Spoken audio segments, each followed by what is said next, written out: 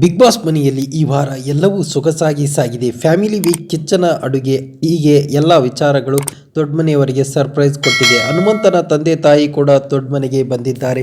ಹನುಮಂತನ ತಂದೆ ಹೆಸರು ಮೇಘಪ್ಪ, ತಾಯಿ ಹೆಸರು ಶೀಲವ್ವ. ಈ ಎಪಿಸೋಡ್ ಗಮನ ಸೆಳೆದಿದೆ. ಬಿಗ್ ಬಾಸ್ ಮನೆಯಲ್ಲಿ ಇದ್ದಷ್ಟು ಹೊತ್ತು ಹನುಮಂತ ಹಾಗೂ ಶೀಲವ್ವ ಲಂಬಾಣಿ ಭಾಷೆಯಲ್ಲಿ ಮಾತಾಡಿದ್ದೇ ಹೆಚ್ಚು. ಚೆನ್ನಾಗಿ ಇರು ಮಗನೇ ಎಂದು ಹನುಮಂತನಿಗೆ ತಂದೆ ತಾಯಿ ಹೇಳಿದರು. ಆ ಬಳಿಕ ಹನುಮಂತನ ಬಳಿ ತಮ್ಮದೇ ಭಾಷೆಯಲ್ಲಿ ಕಷ್ಟದ ಬಗ್ಗೆ ಹೇಳಿಕೊಂಡರು ಅವರು ತಾಯಿ.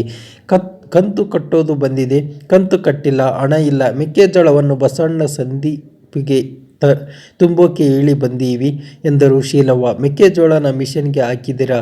ಯಾವಾಗ ಹಾಕಿದ್ದೀರಾ ಎಂದು ಹನುಮಂತು ಕೇಳಿದರು. ಹೂವಿನ ಅಮಾವಾಸ್ಯೆ ದಿನ ಹಾಕಿದೆವು ಎಂದು ಶೀಲವ್ವ ಅಂದರು. ಆದರೆ ದೊಡ್ಡಮನೆಯಲ್ಲಿ ಯಾವಾಗ ಅಮಾವಾಸ್ಯೆ ಯಾವಾಗ ಹುಣ್ಣಿಮೆ ಅನ್ನೋದು ಗೊತ್ತಾಗುವುದಿಲ್ಲ.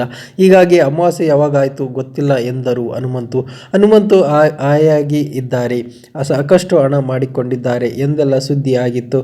ಆದರೆ ಅಸಲಿಗೆ ಅವರ ಜೀವನ ಆಗಿಲ್ಲ. ಅವರ ಮನೆಯಲ್ಲೂ ಸಾಲ ಇದೆ, ಅದು ದೊಡ್ಡಮನೆಯಲ್ಲಿ ಸ್ಪಷ್ಟವಾಗಿದೆ.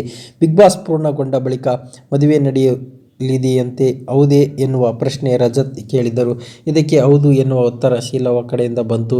ಹನುಮಂತು ಅವರು ಇಷ್ಟು ದಿನ ಡಲ್ ಆಗಿದ್ದರು, ಈಗ ಅವರು ಮತ್ತೆ ಚಾರ್ಜ್ ಆಗಿದ್ದಾರೆ. ಇನ್ನು 3 ತಿಂಗಳು ಇರಬಹುದು ಎಂದು ಹೇಳಿದ್ದಾರೆ. ಅವರು ಮುಂದಿನ ದಿನಗಳಲ್ಲಿ ಯಾವ ರೀತಿಯಲ್ಲಿ ಆಡುತ್ತಾರೆ ಎಂಬ ಕುತೂಹಲ ಅನೇಕರಿಗೆ ಮೂಡಿದೆ.